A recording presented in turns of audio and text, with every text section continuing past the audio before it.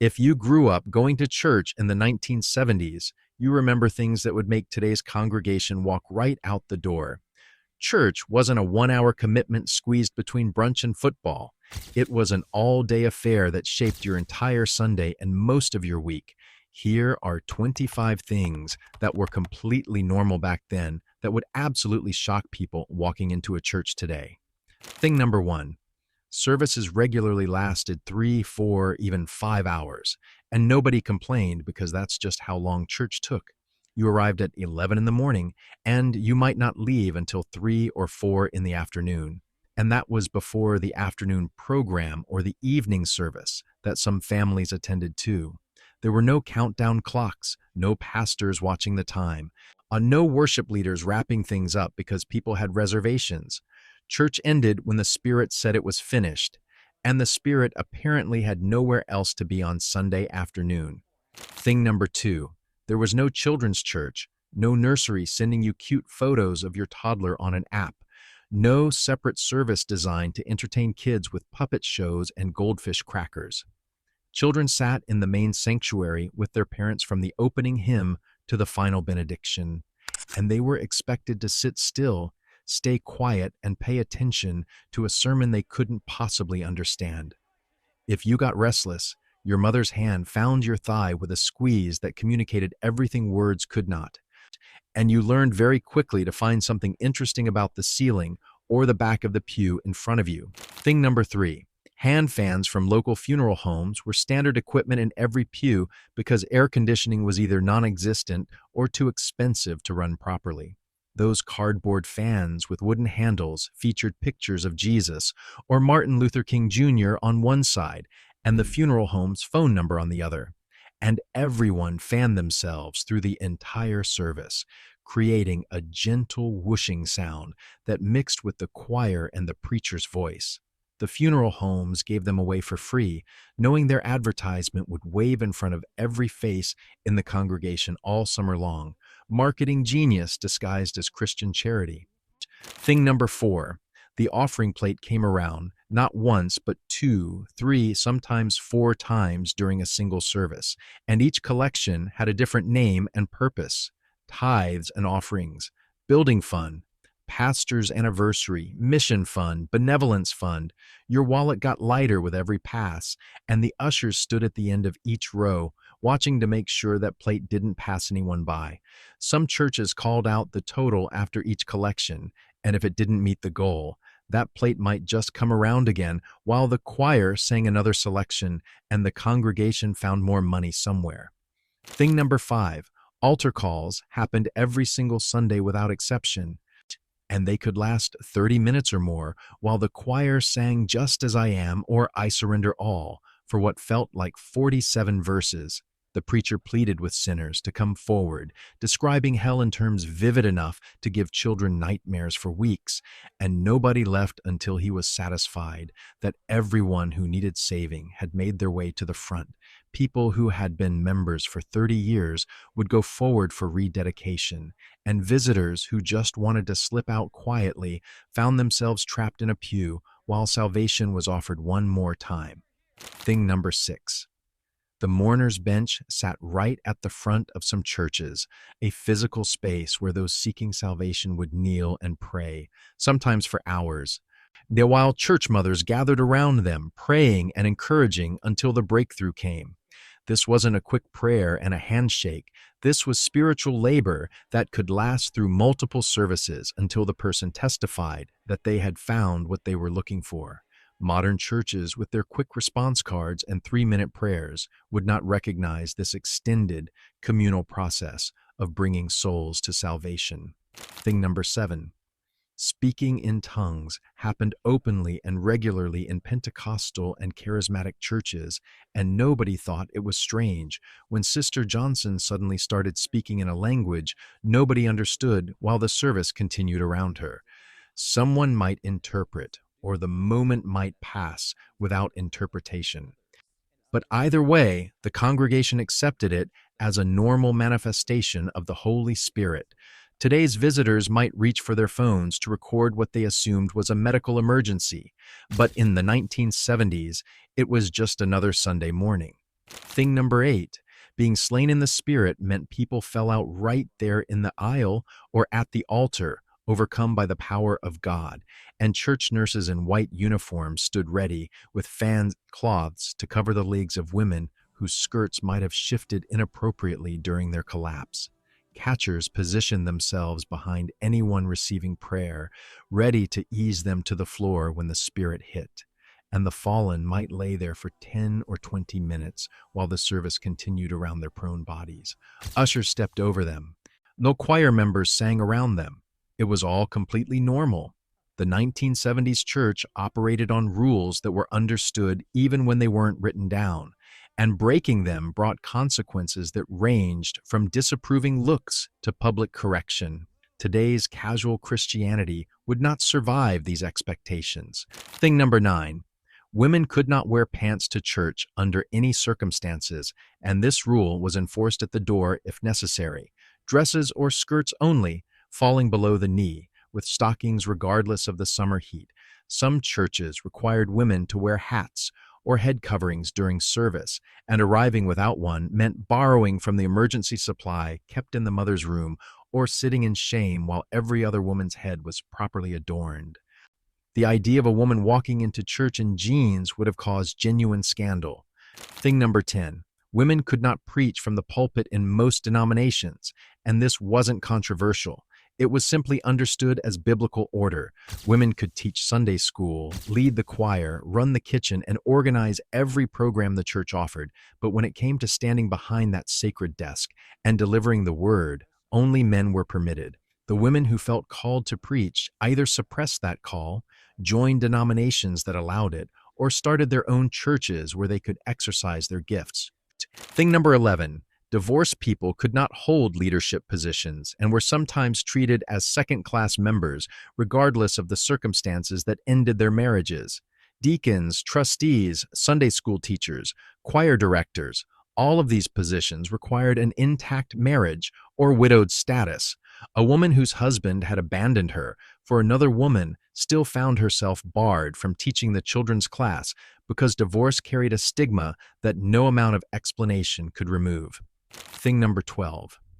The King James Bible was the only acceptable translation in many churches, and bringing a different version was met with suspicion at best and correction at worst. That Elizabethan English, with its thees and thous, was considered the pure word of God, and modern translations were viewed as watered-down compromises with secular scholarship. Preachers quoted from King James exclusively, and congregations followed along in matching King James Pew Bibles, the red letters marking Christ's words the only variation permitted. Thing number 13. Ushers controlled movement with military precision, and you did not seat yourself whenever you felt like wandering in. Latecomers waited at the back until an appropriate pause in the service, then followed the white-gloved usher to an approved seat while the entire congregation watched their walk of shame down the center aisle. You did not get up during prayer, during the sermon, or during the offering. If you needed the restroom, you held it, or you caught that usher's disapproving eye as you tried to slip past the rope they'd placed across your row. Thing number 14. Children received corporal discipline right there in church, and not just from their parents. Church mothers, those older women in white who sat in a special section and monitored behavior throughout the service, had full authority to pinch, pop, or escort any misbehaving child whose parent was too far away or too deep in the spirit to handle the situation themselves. That pinch on the back of your arm left a mark, and the whispered threat in your ear promised worse if you didn't straighten up immediately. Every adult was responsible for every child, and every child knew it. Thing number 15. Testimony service gave anyone in the congregation the floor to stand and share whatever was on their heart, and these testimonies could go anywhere. Confessions of sin, complaints about neighbors, medical updates in graphic detail, family business that probably should have stayed private. Sister May might spend 10 minutes describing her surgery and what the doctor found when he opened her up, while Brother Thomas testified about the Lord delivering him from the temptation to backslide with a woman whose name he carefully did not mention, but whose identity the whole church suspected. Nothing was off limits.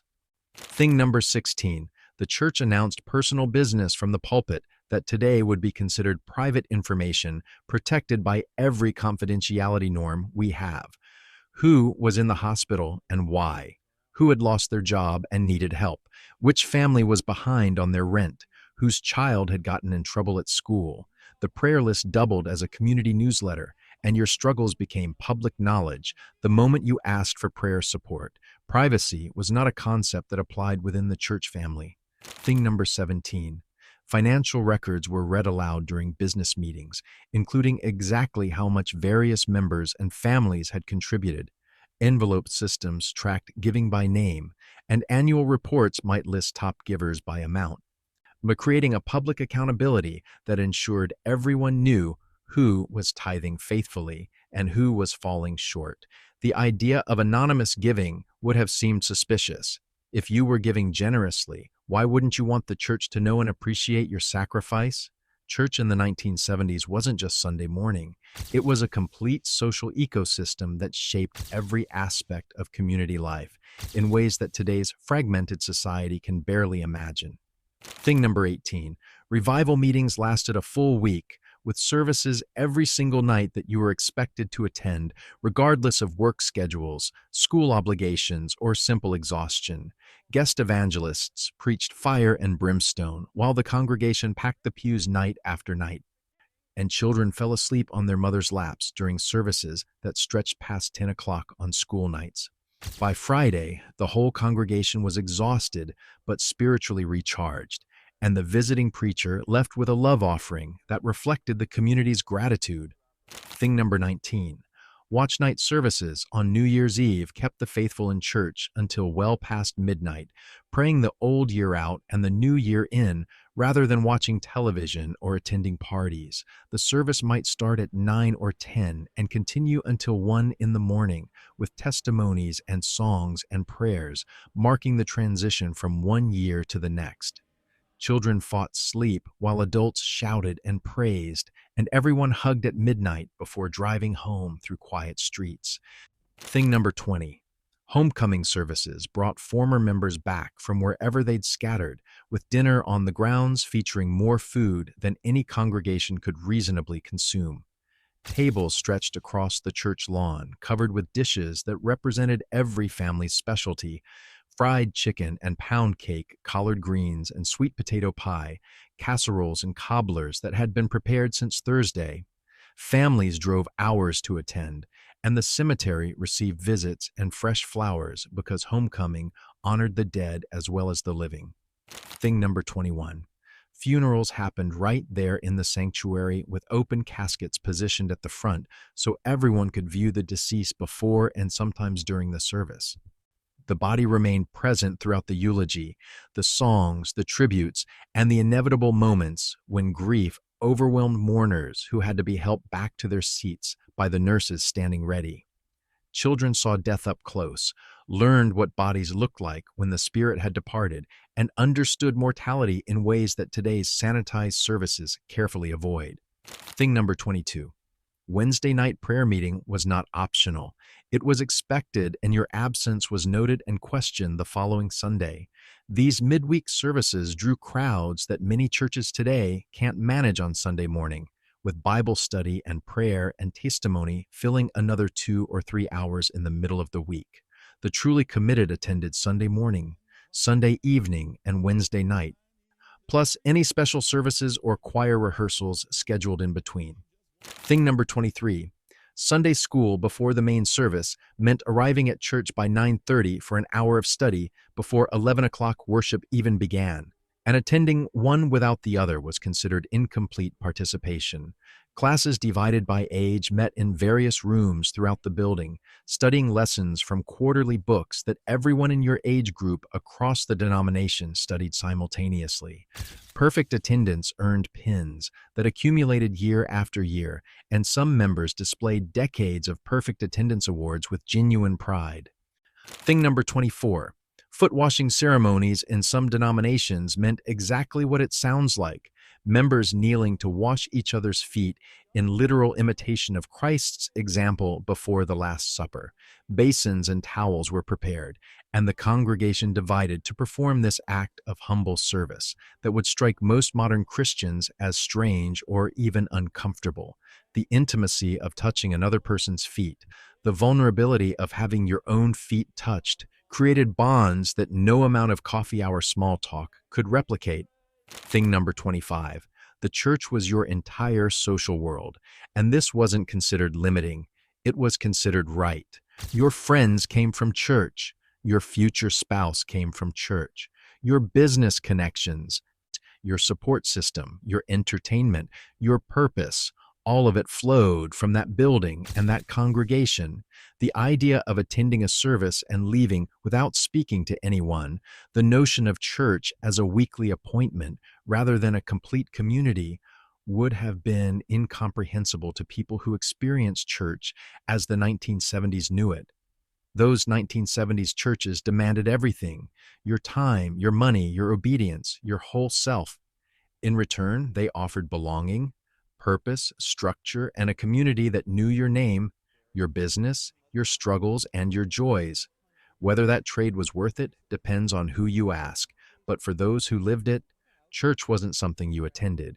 It was something you were, something that shaped you in ways you're probably still discovering.